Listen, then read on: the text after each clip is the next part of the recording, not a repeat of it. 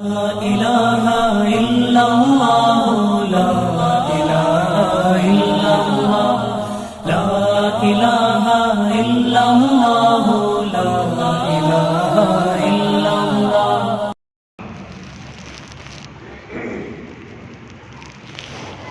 السلام عليكم ورحمة الله وبركاته.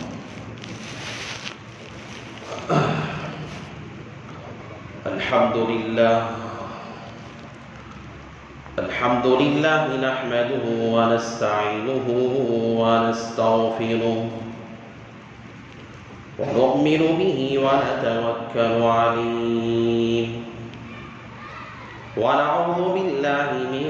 شرور أنفسنا ومن سيئات أعمالنا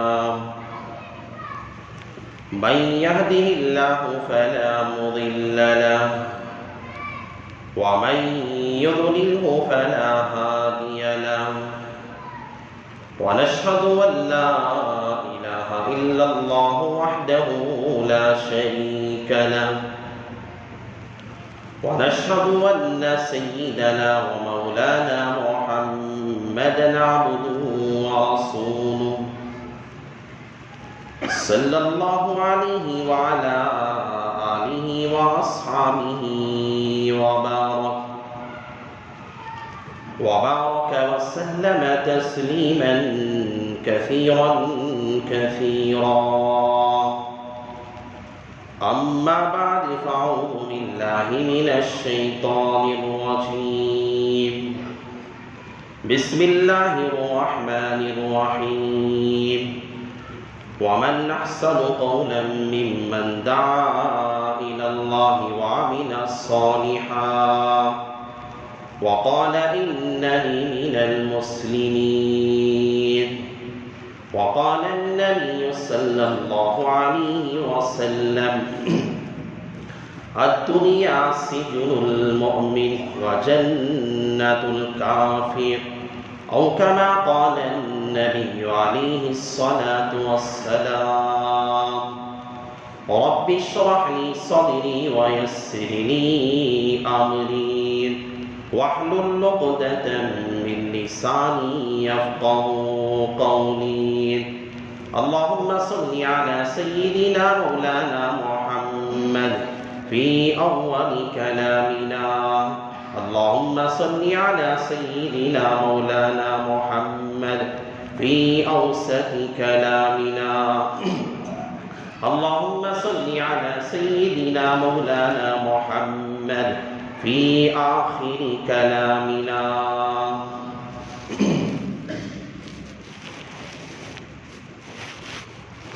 معزز سامعین کرام،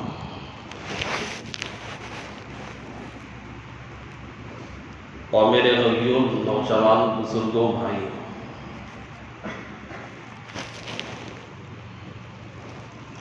اللہ تبارک و تعالیٰ نے ہم سب کو اس دینی محفل میں اللہ نے جمع کیا. دیکھیے ہم روئے زمین پہ اللہ کے ایک مقصد کو لے کر دنیا میں آئے. ہمارا دنیا میں آنے کا کوئی بیکار مقصد نہیں ہے. اللہ نے دنیا میں جو زندگی ہمیں دے کر بھیجی، یہ دنیا کی زندگی لہو و لعب کے اندر، بیکار لغویات کے اندر اور ٹائم پاس کرنے کے لیے، بس کمانے اور کھانے کے لیے، اپنا پیٹ پالنے کے لیے نہیں. اللہ نے جو زندگی ہمیں عطا کی ہے، اس کے پیچھے اللہ کا ایک بہت بڑا مقصد ہے. اور اللہ تبارک و تعالیٰ نے سب سے بڑی نعمت انسان کے لیے اللہ تعالیٰ نے بہت سارے انعامات، بہت ساری نعمتیں، وَإِن تَعُدُّوا نِعْمَتَ اللَّهِ لَا تُحْصُوهَا. اللہ کہتا ہے اگر یہ جو میری نعمتیں تم پہ برستی ہیں، ہر لمحہ، ہر وقت، ہر گھڑی، اگر تم اسے شمار کرنا چاہو، گننا چاہو، دنیا کے اندر درخت کتنے ہیں، سائنسدان اور ترقی کرتے ٹیکنالوجی ترقی کر کے یہ پتہ لگا سکتی ہے دنیا میں درخت کتنے، ترقی کر کے یہ پتہ لگا سکتی ہے کہ سمندر کے ذرات کتنے، دنیا ترقی کر کے یہ پتہ لگا سکتی ہے کہ دنیا میں پتھر کتنے، ہر چیز کا شمار ممکن ہے، کیا جا سکتا ہے، اور یہ مانا جا سکتا ہے کہ ہر چیز کو گنا جا سکتا ہے، لیکن خدا کی قسم میرے رب نے کہا وَإِن تَعُدُّوا نِعْمَتَ اللَّهِ لَا تُحْصُوهَا، میری جو نعمتیں تم پر ہمیشہ ہر وقت ہر گھڑی، رات میں صبح میں ہر وقت ہر گھڑی میری نعمتیں تم پہ برستی ہیں، اسے تم شمار کرنا چاہو، گننا چاہو، دنیا والے سارے مل جائے، ساری مخلوقات مل جائے، میری نعمتوں کو شمار کرنا چاہے وَإِن تَعُدُّوا نِعْمَتَ اللَّهِ لَا تُحْصُوهَا، تم شمار ہی نہیں کر سکتے۔ ان تمام نعمتوں میں سب سے عظیم الشان نعمت اور سب سے بہترین نعمت اللہ تبارک و تعالیٰ نے مجھے اور آپ کو جو نعمت اللہ نے دی ہے وہ ایمان کی نعمت۔ ایمان سے بڑھ کر دنیا میں کوئی انعام ہے ہی نہیں، ایمان سے بڑھ کر کوئی نعمت دنیا میں ہے ہی نہیں، ایمان سے بڑھ کر دنیا میں کوئی اور بہترین نعمت ہے ہی نہیں۔ سب سے بہترین نعمت اور سب سے عظیم الشان نعمت اللہ نے ایمان کی نعمت عطا۔ دنیا کے اندر اگر کوئی آدمی آپ دیکھیں گے اس آدمی کے پاس پیسہ بھی ہے، روپیہ بھی ہے، صحت بھی ہے، تندرستی بھی ہے، مال بھی ہے، دنیا کے خزانے ہیں، سونا جواہرات اس کے پاس ہے، دنیا کی ہر نعمت اس کے پاس موجود ہے، اور بہترین سے بہترین عمدہ پہننے کے لباس اس کے پاس ہے، بہترین غذائیں، بہترین کھانے استعمال کرتا ہے، اور بہترین بنگلوں میں رہتا ہے، بہترین بستروں پہ اپنی نیند کیا کرتا ہے، اور اس کے کئی خادم ہیں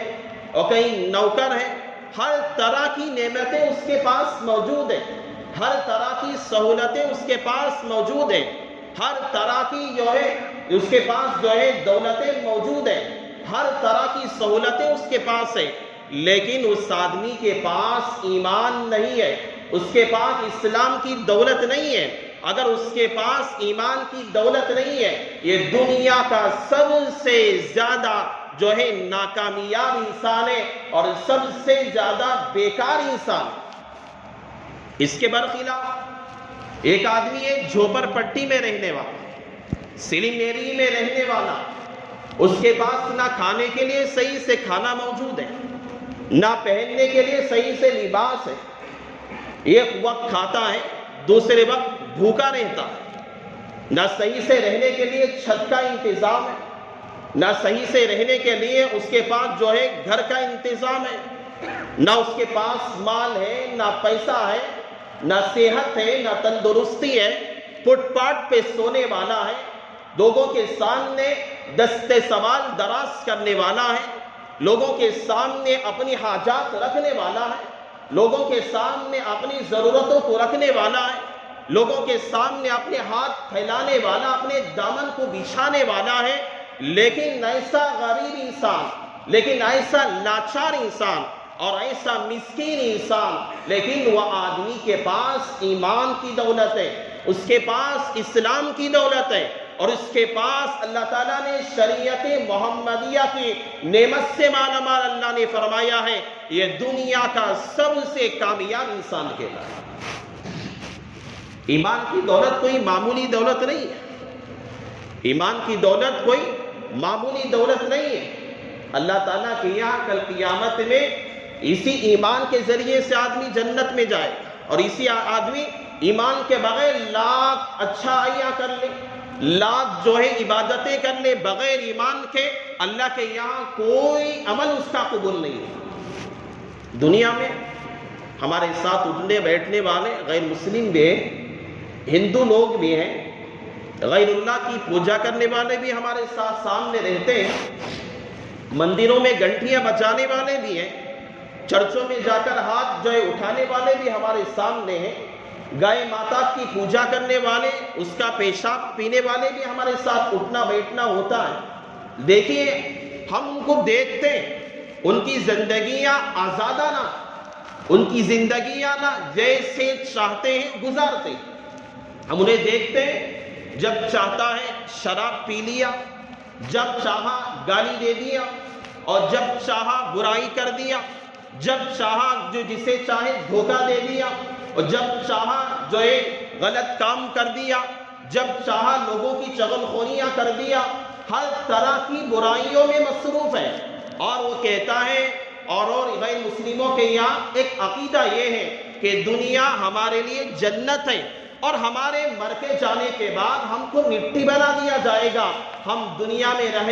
کر جیسے چاہے زندگی ہم بسر کریں، دنیا میں رہ کر ہم جیسے چاہے منمانی کریں، ہم دنیا میں رہ کر جیسے چاہے نڈر ہو کر زندگی گزارا کریں، دنیا میں ہم رہ کر جیسے چاہے من میں جو کام کرنے کو آئے، جو گناہ کرنے کو آئے، جو معصیات کرنے کو آئے، ہم وہ گناہ کھلے عام کر سکتے ہیں. ہم اس گناہ کو کھلے عام کر سکتے ہیں. ہر حرام کام، ہم ناجائز کام ہم کر سکتے ہیں. یہ دنیا ہمارے لیے تو یہ جنت ہے. آخرت میں ہمارا کوئی معاملہ نہیں ہوگا. ہمیں تو مرنے کے بعد دوبارہ زندہ نہیں کیا جائے گا، ہمیں مٹی میں ملا دیا جائے گا، ہمارا جسم مٹی ہو جائے گا. تو اللہ تبارک و تعالیٰ نے جو ان غیر مسلموں کا جو عقیدہ ہے، جو غیر مسلموں کی جو باتیں ہیں، اللہ تعالیٰ نے اس طرح مسلمانوں کے لیے نہیں رکھا. اللہ نے ہر انسان کے لیے، آپ دیکھیں اللہ نے اتنی بڑی کائنات بنائی. آپ کو میں سمجھاتا ہوں،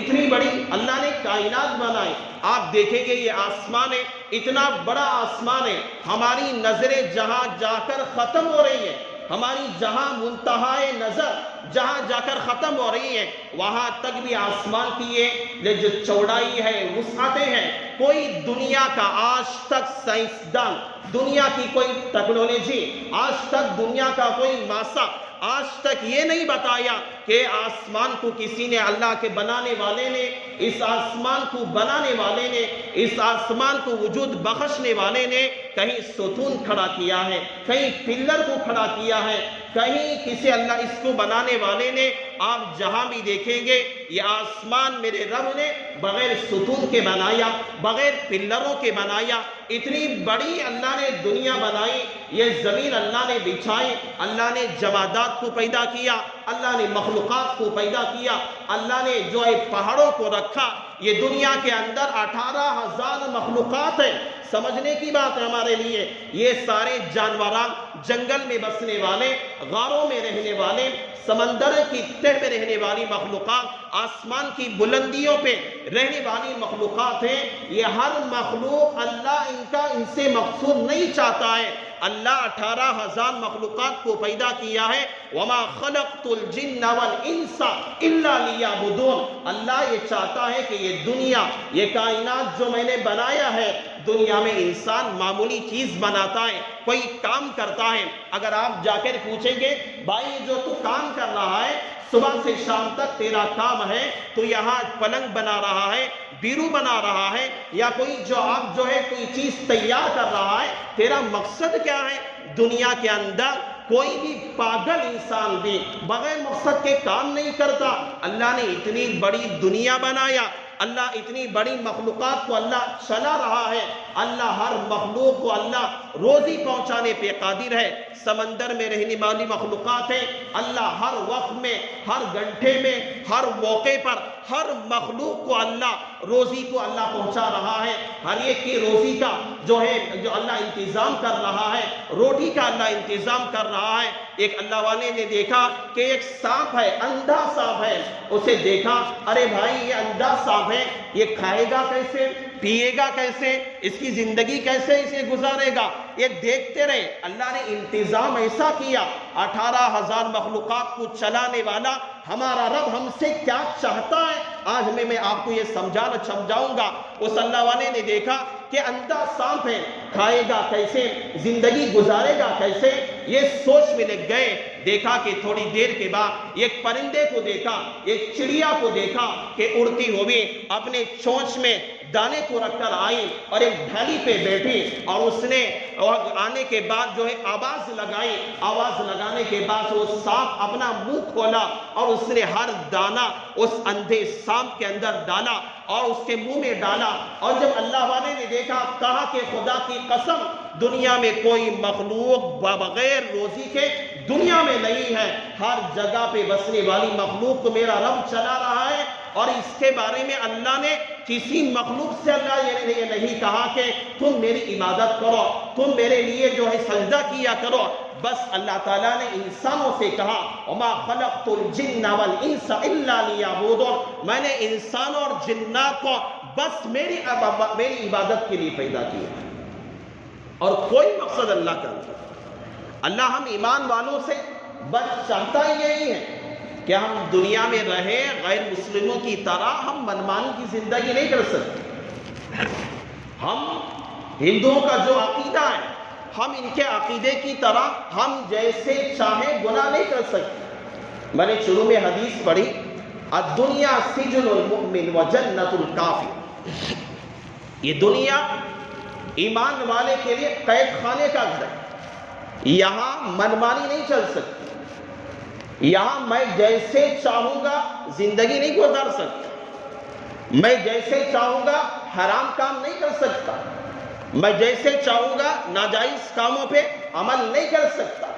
میں جس جگہ چاہوں گا حرام جگہوں پہ ناجائز جگہوں پہ میں نہیں جا سکتا. یہ دنیا ایک ایمان والے کے لیے قید خانہ ہے. یہ دنیا کا گہوارہ اسلام والے کے لیے ایک قید خانے کا گھر ہے. جس طرح ایک جیل کے اندر ایک قید خانے کے اندر کوئی قیدی وہاں کی پولیس کے بغیر وہاں کے جو ہے ذمہ داروں کے بغیر کوئی آگے باہر نہیں نکل سکتا. اللہ نے ہمارے لیے دنیا جو بنائی ہے یہ منمانی کے لیے نہیں, یہ دنیا جیسے چاہے ہم زندگی بسر کر لیں. من میں آیا حرام کام کر لیا, من میں آیا ناجائز کام کر لیا, میرے دل میں آیا غلط کام کر لیا, میرے دل میں آیا میں نے برائی کر لیا, میرے دل میں آیا کسی کو گالی دے دیا, دل کے اندر آیا کسی کی غیبت کر دیا, میرے دل کے اندر آیا میں نے چغل خوری کر دیا, میرے دل کے اندر آیا کسی کے مال ہڑپ لیا, میرے دل کے اندر آیا میں نے جو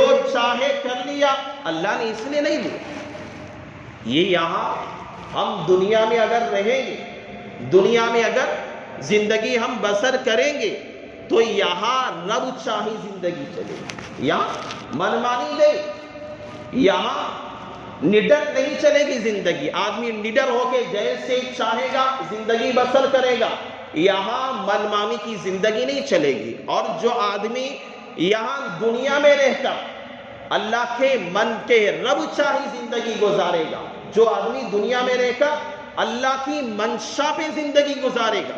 جو بندہ دنیا میں رہ کر اللہ کی مرضیات پہ زندگی گزارے گا, اور جو بندہ دنیا میں رہ کر اللہ کے احکامات کی پیروی کرتے ہوئے دنیا کے اندر ایمان کا جو تقاضا ہے اور ایمان ہم سے جو چاہتا ہے اس کے منشا پہ زندگی گزارے گا, آدمی مر کے جائے گا. آپ کتابیں اٹھا کے دیکھیں گے, صاحب کشاف علامہ زمخشری رحمت اللہ یعنی نے لکھا ہے آدمی اگر دنیا میں رہ کر رب چاہی زندگی گزارے گا, اللہ کے احکامات کی پابندی کرے گا, نڈر ہو کر زندگی نہیں گزارے گا, ایمان والا ایک مسلمان ایک اسلام کا نام لینے والا شریعت پہ چلنے والا جس طرح رہتا ہے ہر طرح کے احکامات پہ عمل کرے گا, جب مر کے جائے گا موت کا فرشتہ جب آ کے دستک دے گا, موت کا فرشتہ جب روح نکالنے کے لیے آئے گا, علامہ زمخشری رحمت اللہ علیہ نے لکھتے ہیں کہ جب آئے گا وہاں بندہ جب ڈرے گا خوف زدہ ہوگا, موت کا فرشتہ سامنے ہے, حضرت اسرائیل سامنے ہے, ڈرا ہوا ہوگا, خوف زدہ ہوگا کہ موت میری آ گئی ہے, میرا کیا ہوگا, پریشان حال ہوگا. علامہ زمخشری لکھتے ہیں جو بندہ دنیا میں رب چاہی زندگی گزارا ہوگا اس سے کہیں گے، فرشتہ کہیں گے وَلَا تَخَافُونَ، بندے تجھے ڈرنے کی ضرورت نہیں ہے، تو دنیا میں رب چاہی زندگی گزارا کرتا تھا، اب یہاں پہ تجھے ڈرنے کی ضرورت نہیں ہے، تو آرام سے رہ جا۔ اور فرشتہ اسے محبت کا پروانہ دے گا، خوشی کا پروانہ دے گا۔ علامہ زمخشری کہتے ہیں جب بندے کو اس کے انتقال کے بعد لے جا کے سب سے پہلی منزل جو آخرت کی منزلوں میں قبر کی سب سے پہلی منزل ہے، جسے دیکھ کر حضرت عثمان سب سے زیادہ رویا کرتے تھے،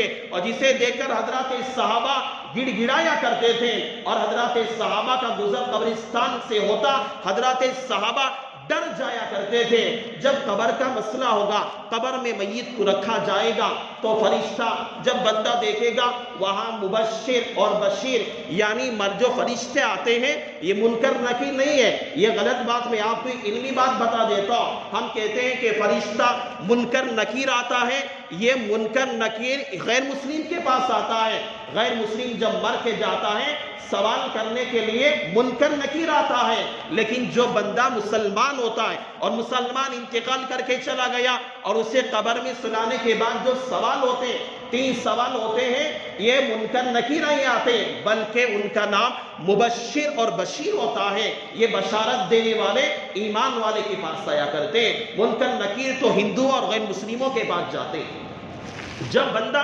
قبر میں سلایا جاتا ہے اور وہاں پر بھی جب مبشر اور بشیر آتے ہیں اور ان فرشتوں کو دیکھ کر گھبرا جاتا ہے اور پریشان ہو جاتا ہے، اور اس وقت بھی فرشتہ کہتا ہے اور مبشر اور بشیر کہتے ہیں اے بندے تجھے ڈرنے کی ضرورت نہیں ہے، تجھے پریشان ہونے کی ضرورت نہیں ہے، تو دنیا میں جو تھا اپنی منمانی کی زندگی نہیں گزارا، دنیا میں تو نے رب چاہی زندگی گزارا، تو نے دنیا کے اندر ایمان کے تقاضوں پہ چلا، تو نے دنیا کے اندر اسلام کے احکامات پہ چلا، آج تجھے وَلَا تَخَافُونَ، علامہ زمخشری کہتے ہیں آج تجھے ڈرنے کی ضرورت نہیں ہے، تو سو جا، جس طرح کی ایک دلہن سویا کرتی ہے اس طرح سو جا، اور یہ مسئلہ حل ہو جاتا ہے۔ جب اس کا مسئلہ، جب یہ پلسرات کا مسئلہ آتا ہے، وہاں بجلی کی طرح گزرنے کا ہوتا ہے اور بہت سارے لوگ کٹ کٹ کٹ کے جہنم میں گر رہے ہوتے ہیں، ایسا جب وقت آتا ہے بندہ وہاں کھڑے ہو کر ڈر رہا ہوتا ہے،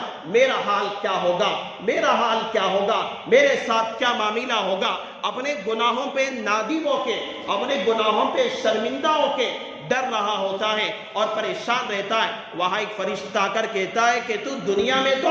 ڈرا کرتا تھا، اللہ کا ڈر رکھ کے زندگی گزارا، یہاں پلسرات پہ تجھے ڈرنے کی ضرورت نہیں ہے، وَلَا تَخَافُونَ، تو یہاں پہ مت ڈرا کر، پلسرات کا مسئلہ حل ہو جائے گا، کل میدان محشر ہوگا، تمام لوگ وہاں پہ جمع ہو گئے، یوم یفر المرء من اخیہ وامہ وابیہ وصاحبتہ وبنیہ لکل امرئ منہم یومئذ شأن یغنیہ وجوہ یومئذ مسفرہ، باپ بیٹے سے بھاگے گا، بیٹا باپ سے بھاگے گا، ماں اپنی بیٹیوں سے بھاگے گی، یہ ایسا ماحول ہوگا، وہاں جب بندہ پریشان ہوگا فرشتے آ کر بشارت دیں گے بندے تجھے ڈرنے کی ضرورت نہیں ہے، وَلَا تَخَافُونَ، تو دنیا کے اندر تو ایمان پہ کامل تھا، ایمان کے اندر قوی تھا، رب چاہی زندگی تو نے گزارا، یہاں ڈرنے کا کوئی مسئلہ نہیں ہے۔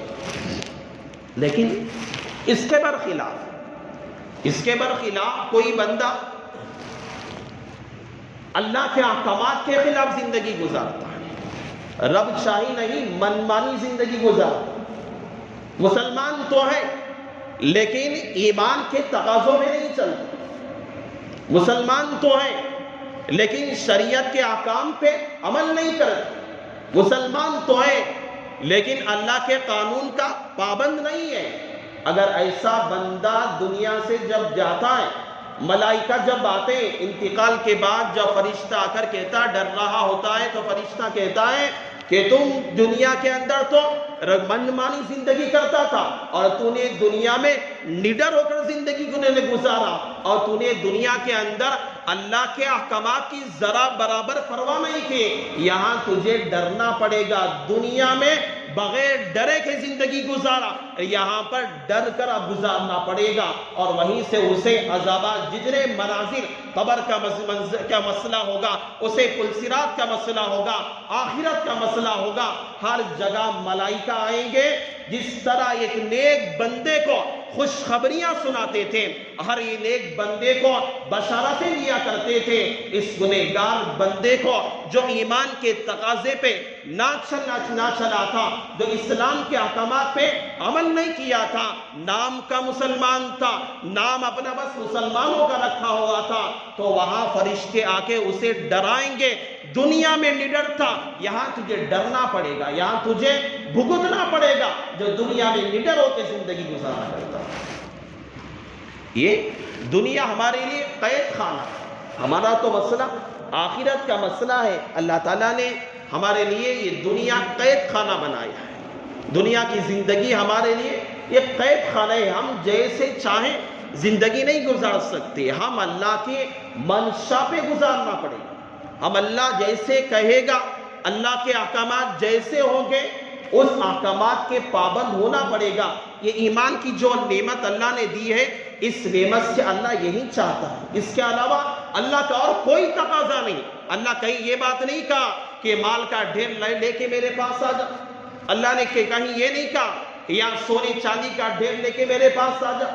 اللہ نے کہیں یہ نہیں کہا تو بڑے بڑے بلڈنگیں، بڑی بڑی بلند عمارتیں بنا کے میرے پاس آ جا۔ اللہ نہیں چاہتا، اللہ چاہتا ہے وَمَا خَلَقْتُ الْجِنَّ وَالْإِنسَ إِلَّا لِيَعْبُدُونَ، میں اپنے بندوں سے میری مرضی چاہتا ہوں، میری رب چاہی زندگی چاہتا ہوں، مقصود میں اپنے بندوں سے میری عبادت چاہتا ہوں، اس کے علاوہ اللہ کا کوئی اور تقاضا نہیں ہے۔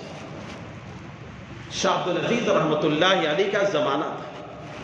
جو ہندوستان کے بہت بڑے محدث گزرے۔ شاہ عبدالعزیز رحمۃ اللہ علیہ کے زمانے میں ایک مسافر تھا جو سفر کر رہا تھا۔ میں آپ کو بتاتا ہوں، اگر آدمی دنیا میں من مانی زندگی گزارے گا، ایمان کے تقاضوں میں نہیں چلے گا، بس نام اپنا اور اپنا حلیہ مسلمانوں کا رکھے گا، زندگی من مانی کی کرے گا، اس کا حشر کیا ہوگا میں آپ کو اس واقعے سے بتاتا ہوں۔ شاہ عبدالعزیز رحمۃ اللہ علیہ کے زمانے میں سفر کرتے ہوئے ایک مسافر جا رہا تھا۔ ایک مسافر نے دیکھا راستے میں ایک آدمی نیچے پڑا ہوا ہے اور نزا کی حالت لگی ہوئی، ابھی جان نکلنے والی ہے۔ اس مسافر نے دیکھا ابھی یہ دنیا سے رخصت ہونے والا، اسے اٹھایا، جب اسے بات کرنے لگا تو بڑی شراب یہ ہوا تھا، مستی میں تھا، کچھ نہیں کہا، موت کا فرشتہ آیا، روح نکال کے چلا گیا، انتقال ہو گیا۔ اس مسافر نے اسے اٹھا کے لایا، اسے نہلایا، اسے دفنایا، تجہیز و تکفین کیا۔ جب اسے دفنا کے واپس لوٹا، جب مٹی ڈال کے جب باہر آیا، اس نے دیکھا کہ اس کی جو تھیلی پیسوں کی تھی، جو سفر کے لیے نکلا تھا لے کر، وہ تھیلی قبر میں گری ہوئی، قبر میں گری ہوئی، اور سارے لوگ چلے گئے۔ اس نے سوچا پیسہ تو بس میرے پاس سفر کے لیے، بغیر پیسوں کے میں آگے سفر نہیں کر سکتا، میں کیسے سفر کروں گا۔ اس نے سوچا لوگ جانے کے بعد اس نے پھر قبر کھودی۔ قبر کھودنے کے بعد اس نے جب دیکھا کہ اس قبر کے اندر آگ کے شعلے بھڑک رہے، آگ لگی ہوئی، ساری قبر میں آگ لگی ہوئی، وہ حیران ہو گیا، پریشان ہو گیا، اور ایک آواز آئی، اے بندے، یہاں جو تو آگ دیکھ رہا ہے، یہ بندہ وہ ہے جو دنیا میں من مانی کی زندگی گزارا کرتا تھا، دنیا میں نڈر ہو کے زندگی گزارا کرتا تھا، گناہ کرنے میں کبھی اسے ڈر نہیں لگا کرتا تھا، یہ بندہ وہ ہے، اسے اس کی سزا بھگتنا۔ وہ آدمی جب مسافر جب قبر میں مٹی ڈالنے لگا، تھوڑی سی جو ہے آنچ اس کے ہاتھ پہ لگ گئی، جب ہاتھ پہ لگی وہ پریشان ہو کے جب اپنے گاؤں آیا، سفر کر کے کسی نہ کسی ذریعے سے آ گیا، تو اس نے دیکھا کہ جو آگ لگی ہوئی، ہاتھ جلا ہوا، پریشان تھا، ڈاکٹروں کے پاس گیا، طباء کے پاس گیا، حکیموں کے پاس گیا، اس نے علاج کروایا، طبیبوں کے پاس علاج کروایا، ہر جگہ اس نے گیا، لیکن وہ علاج جو ہے صحیح کامیاب نہیں ہو رہا تھا، وہ بیمار جو اس کا زخم تھا وہ صحیح نہیں ہو رہا تھا، ہر ڈاکٹر عاجز آ گیا، ہر طبیب عاجز آ گیا، ہر حکیم عاجز آ گیا، اور کسی ایک آدمی نے جب دیکھا بھائی تو اتنا زیادہ پریشان ہے، جا دلی میں ایک بہت بڑے اللہ والے رہتے ہیں، جا اس اللہ والے کے پاس جا کے کچھ دم کروا لے۔ وہ آدمی دیہات میں رہنے والا تھا، سفر کر کے دلی آئے، شاہ عبدالعزیز رحمۃ اللہ علیہ کے پاس آئے، حضرت کے پاس آ کے سلام کیا۔ حضرت نے پوچھا بھائی کیا مسئلہ ہے؟ کہنے لگا اپنا سارا قصہ سنایا، حضرت یہ زخم ہے، میں نے بڑے بڑے ڈاکٹروں کے پاس میں نے دکھا لیا، بڑے بڑے طبیبوں نے میرا علاج کر دیا، بڑے بڑے حکیموں نے میرا علاج کر دیا، لیکن میرا زخم جیسا ہے ویسا ہی ہے، میرا زخم صحیح ہونے کا نام نہیں لے رہا۔ تو حضرت شاہ عبدالعزیز رحمۃ اللہ علیہ نے کہا کہ بھائی یہ جو تجھے زخم ہوا ہے، یہ زخم جو تجھے آگ کی چوٹ لگی ہے، یہ آگ تو جہنم کی آگ ہے، یہ تو اس کا علاج نہ دنیا کے ڈاکٹروں کے پاس ہے، نہ دنیا کے طبیبوں کے پاس ہے، نہ دنیا کے حکیموں کے پاس ہے، دنیا کی کوئی دوا اس جہنم کی آگ کا علاج نہیں کر سکتے۔ اور اس کے لیے تجھے حضرت شاہ عبدالعزیز رحمۃ اللہ علیہ نے کہا تجھے یہ کام کرنا پڑے گا، تو ہمیشہ اللہ سے توبہ کیا کر، استغفار کیا کر، اور اللہ کے سامنے رویا کر، گڑ گڑایا کر، اور جو تجھے اللہ کے خوف سے آنسو نکلے اس آنسو کو اٹھا کے اس زخم پہ لگایا کر۔ اس لیے کہ حدیث میں ہے اللہ کے رسول علیہ السلام نے کہا کہ جو آنسو اللہ کے ڈر سے نکلا کرتا ہے اسے جہنم کی آگ نہیں جلا سکتی۔ جب اسے بندے نے لگایا، رو کے اللہ کے سامنے معافی مانگ کے، جو ڈر کی وجہ سے جو آنسو نکلے تھے اسے اپنی زخم پہ لگایا تو زخم صحیح ہو گیا، یہ زخم صحیح ہو گیا۔ یہ بعض مرتبہ اللہ تعالیٰ اب جو حالات دنیا میں دکھا دیتا ہے۔ علامہ زمخشری لکھتے ہیں سائے ایک آدمی کو اللہ نے عالم دین تھا، رات خواب میں دیکھا، جہنم کا ہولناک منظر دیکھا، اسے جہنم کیسی ہے اللہ نے ایک عالم دین کو خواب میں دکھایا۔ جب ایسا ہولناک منظر تھا جہنم کا،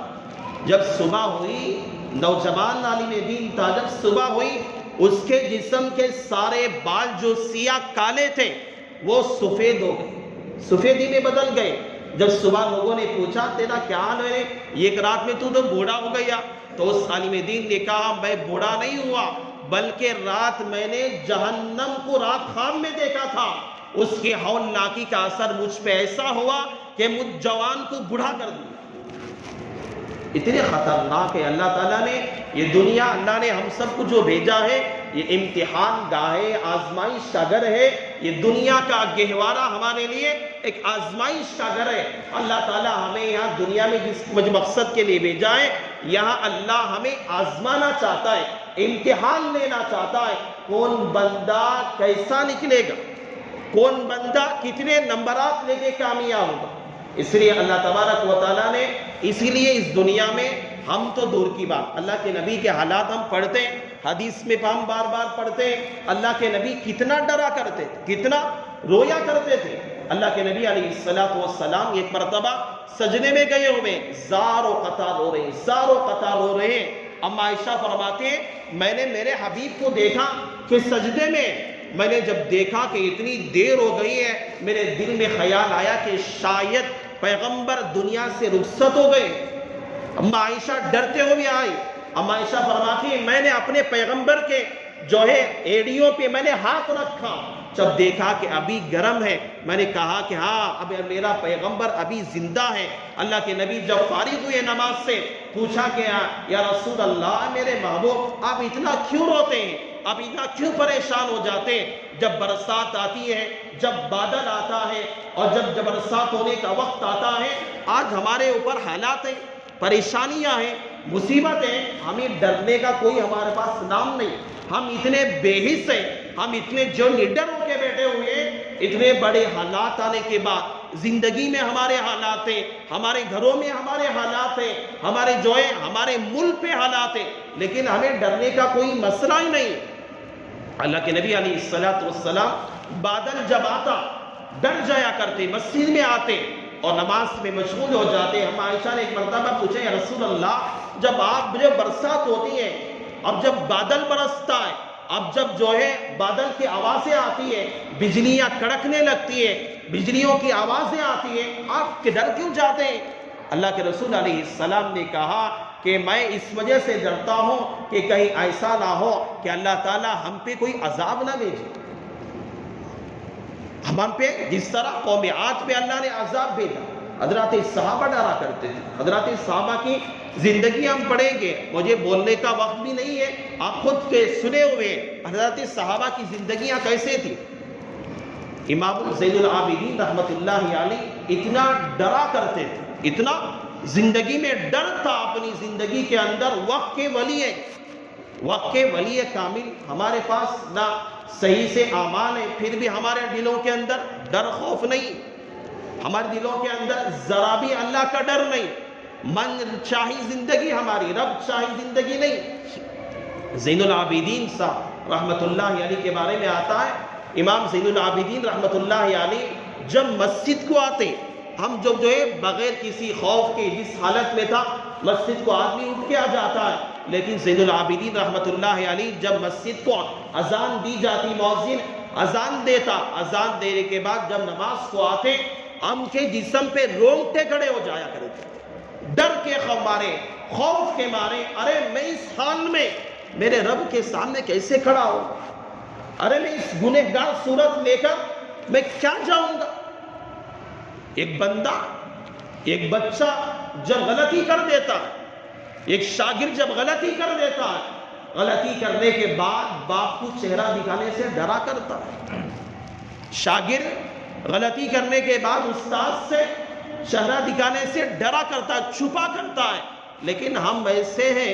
گناہ کرنے کے بعد بغیر ڈرے، بغیر کہ اس کے ہم نڈر ہو کے آتے ہیں۔ زین العابدین رحمت اللہ علیہ کہتے ہیں میں گنہگار انسان اللہ کی دربار میں کیا منہ دکھاؤں گا، دنیا سے تو ہم ڈرا کرتے ہیں مال ختم ہو جائے گا، ہم دنیا میں تو ڈرتے ہیں کہ فلاں آدمی ہمیں کیا کہے گا، دنیا میں تو ہم ڈرتے ہیں میری دولت ختم ہو جائے گی، کبھی ہم نہیں ڈرتے ارے میرا یہ گنہگار چہرہ، یہ میرا گنہگار جسم، میں اللہ کی دربار میں اللہ کے گھر میں جاؤں گا کیا منہ دکھاؤں گا۔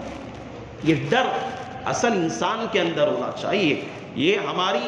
من چاہی نہیں بلکہ اس زندگی کو رب چاہی بنانا ضروری ہے۔ ایمان کا تقاضا بھی یہی ہے، ایمان چاہتا کیا ہے ہم سے؟ میں نے الگ طریقے سے آپ کو سمجھایا، قرآن حدیث کی روشنی کے اندر آپ کو بار بار ایمان کے تقاضے سمجھائے جاتے ہیں، آپ کو بار بار ایمان کی عظمت بتائی جاتی ہے، آپ کے سامنے بار بار ایمان کی قدر و منزلت بتائی جاتی ہے۔ ایمان بڑی عظیم الشان نعمت ہے، اس کی قدردانی بے حد ضروری کرنی ہے۔ اللہ نے ایک آیت میں کہا یا ایھا الذین آمنوا اتقوا اللہ ولتنظر نفس، میں نے جمعہ میں بھی آیت سمجھائی، اللہ کہتا ہے یا ایمان والو اللہ سے ڈرو، وَلْتَنْظُرْ نَفْسٌ مَا قَدَّمَتْ، دیکھو، وَلْتَنْظُرْ تم دیکھو، بے فکری میں زندگی مت گزار، بغیر فکر کی زندگی مت گزار، وَلْتَنْظُرْ تم دیکھو مَا قَدَّمَتْ لِغَدْ، تم نے کل کے لیے، کل قیامت کے مسئلے کے لیے، قبر کے مسئلے کے لیے، تم نے میدان حشر کے مسئلے کے لیے کیا تیاری کر کے رکھی ہے، کیا اعمال کا ڈھیر جمع کر کے رکھا ہے۔ وَلْتَنْظُرْ نَفْسٌ، ہر نفس، ہر انسان دیکھے، غور و فکر کرے، اپنا محاسبہ کرے، دیکھے ہم نے کیا تیاری کر کے رکھی ہے۔ مَا قَدَّمَتْ لِغَدْ وَاللَّهُ خَبِيرٌ بِمَا تَعْمَلُونَ، اللہ کہتا ہے بندے تو غافل نہ ہو، دنیا میں جہاں کہیں بھی رہے، ہر رات کی تاریکی انکی کے اندر، دن کے اجالے میں جہاں بھی رہے گا، جو عمل بھی کرے گا، واللہ خبیر بما تعملون، تیرے ہر عمل کو میں جاننے والا ہوں، دیکھ رہا ہوں تو کیا کر رہا ہے۔ اس لیے ہمیں ہر ایک کو، ہم میں سے ہر انسان، ہر بندے کو اپنے نفس کا، اپنی زندگی کا محاسبہ کرنا بے حد ضروری ہے، اور اپنی زندگی کو من مانی نہیں، نڈر ہو کے نہیں، بلکہ رب چاہی زندگی گزارنا ضروری ہے۔ اپنی زندگی کو اللہ کی منشا پہ، اللہ کی مصلحت پہ اور دین کے احکامات پہ، اللہ کے قانون پہ اپنی زندگی کو گزاریں گے، یہاں اللہ سے ڈر کے گزاریں گے،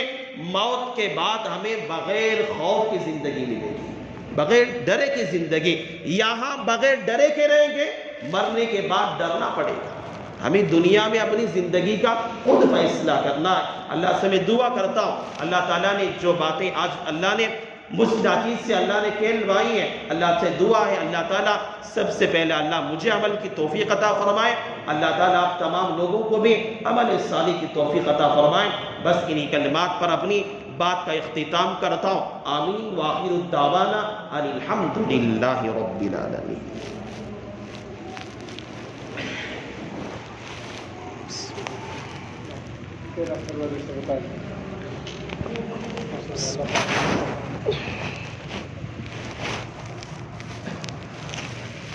بہت شکریہ۔ اپنا اور بتائیں گے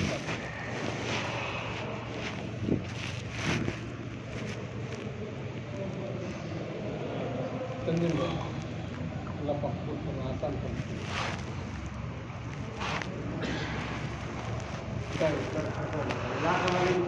علاقے والے شہر والے بھی علاقے والے بھی اپنے ساتھ جماعتیں بتائیں۔